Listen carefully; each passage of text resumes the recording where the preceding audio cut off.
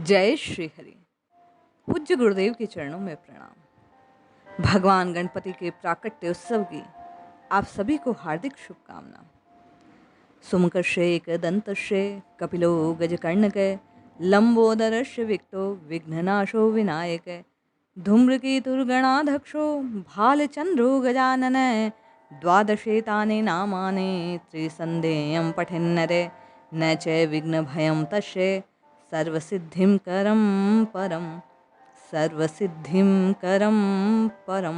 भगवान गणपति आप सभी की साधन मार्ग में आने वाले विघ्नों को दूर करें और आपके परम ध्येय की प्राप्ति में आपका सहयोग करें। एक साधक का प्रश्न था कि जिस प्रकार गीता में ब्रह्म विषय ज्ञान है, क्या कहीं और भी प्राप्त होता है? तो गीता प्रेस गोरखपुर द्वारा प्रकाशित एक पुस्तक गीता संग्रह है, जिसमें 25 भिन्न भिन्न गीता ग्रंथों का सानुवाद संकलन है।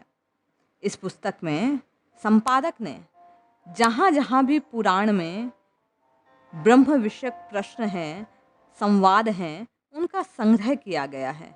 इसी का प्रथम जो है पाग, उसमें गणेश गीता प्राप्त होती है। गणेश गीता भगवान गणेश के गणेश पुराण के क्रीड़ा खंड के अंतर्गत कुल 11 अध्यायों में विस्तृत है।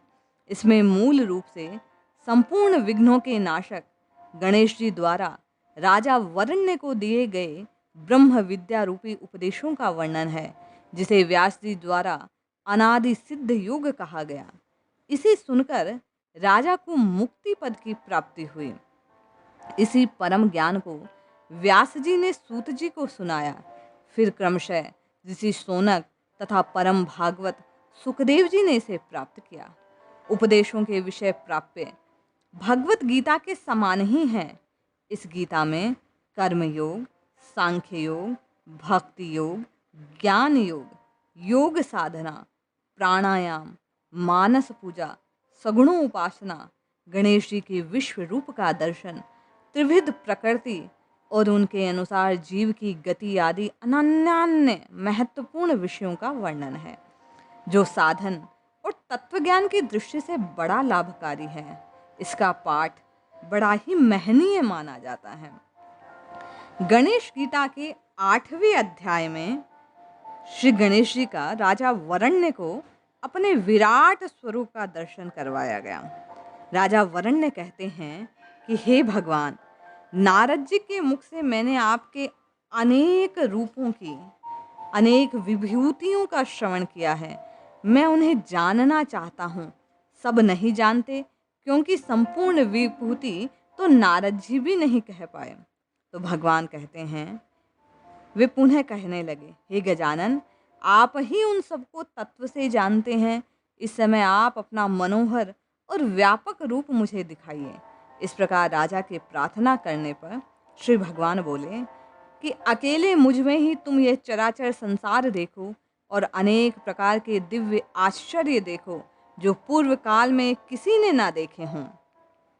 मैं अपने प्रभाव से तुमको ज्ञान नेत्र देता हूँ राजन, क्योंकि मुझ सर्वव्यापक, अजन्मा और अव्यय को चर्म चक्षु नहीं देख सकते। ब्रह्मा जी बोले, तब वे राजा वरण्य दिव्य दृष्टि को प्राप्त होकर भगवान गणेश के महान अद्भुत परम रूप को देखने में समर्थ हो पाए। असंख्य शोभायमान मुख, असंख्य शूड हाथ, सुगंधि से लिप्त दिव्य भूषण, वसन माला से सुशोभित असंख्य नेत्र, करोड़ों सूर्यों की किरणों के समान प्रकाशित आयुध धारण किए हुए उनके शरीर में राजा ने अलग अलग लोकों के दर्शन किए। यह ईश्वर का परम रूप देख प्रणाम करके राजन बोले, हे भगवान, मैं आपके इस देह में देवता, ऋषिगुण, पितरों आदि को देख रहा हूँ। हे विभो, मैं 7 पाताल, 7 समुद्र, 7 द्वीप, 7 पर्वत, 7 महर्षि और अनेक पदार्थों के समूह देख रहा हूँ। मैं पृथ्वी, अंतरिक्ष, स्वर्ग, मनुष्य, सर्प, राक्षस, ब्रह्मा, विष्णु, महेश, इंद्र, देवता और अनेक प्रकार के जंतुओं को देख रहा हूँ। मैं अनादि और अनंत, लोकादि, अनंत भुजा और सिरों से युक्त जलती हुई अग्नि के समान प्रकाशमान अप्रमेय पुरातन आपको देख रहा हूँ। मैं किरीट कुंडल धारण किए, कठिनाई से देखने योग्य आनंददायक विशाल वक्ष स्थल युक्त आप प्रभु का दर्शन कर रहा हूँ। देवता, विद्याधर, यक्ष, किन्नर, मुनि, मनुष्य, नृत्य करती हुई अप्सराओं और गान करते हुए गंधर्वों का आपका स्वरूप सेवित है, यह देख पा रहा हूँ। 8 वसु, 12 आदित्यों के गण, सिद्ध साध्य, ये सब प्रसन्नता पूर्वक आपकी सेवा करते हैं। महाभक्ति से विस्मय को प्राप्त होकर आपको देखते हैं। ये आपको ज्ञाता, अक्षर, विद्य, धर्म के रक्षक, पाताल, दिशा, स्वर्ग और पृथ्वी के व्यापक और ईश्वर जानते हैं। आपके रूप को देखकर संपूर्ण लोक तथा मैं भी डर गया हूँ। यह आपका मुख अनेक तीक्ष्ण दाढ़ों से भयंकर है तथा आप अनेक विद्याओं के परागामी हैं। प्रलय की अग्नि के समान दीप्तिमान आपका मुख है, जिसकी जटाएं आकाश को छूती हैं। हे गणेश जी, आपका यह रूप देखकर मैं भ्रांत हो गया हूँ। देवता, मनुष्य, नागादि और खग तुम्हारे उदर में शयन करते हैं। वे अनेक योनियों को भोगकर अंत में आप में ही उसी प्रकार प्रवेश करते हैं, जैसे सागर से उत्पन्न हुए मेघ के जल बिंदु फिर से उसी में लीन हो जाते हैं। इंद्र, अग्नि, यम, वरुण, वायु, कुबेर, ईशान, सोम, सूर्य और संपूर्ण जगत, ये सब आप ही हैं। हे स्वामिन, मैं आपको नमस्कार करता हूँ। आप मेरे ऊपर अब कृपा करें। आप मेरे द्वारा पूर्व में देखा हुआ अपना सौम्य रूप मुझे दिखाएं। हे भूमन, अपनी इच्छा से क्रीड़ा करने वाले आपकी लीला को कौन जान सकता है। आपकी कृपा से मैंने इस प्रकार का ऐश्वर्यशाली रूप देखा, क्योंकि आपने प्रसन्न होकर मुझे ज्ञान चक्षु दिए। श्री गणेश जी बोले, हे महाबाहु, योग न करने वाले मेरे इस रूप का कभी दर्शन नहीं कर पाते। सनकादि तथा नारद आदि मेरे अनुग्रह से इस रूप का दर्शन करते हैं।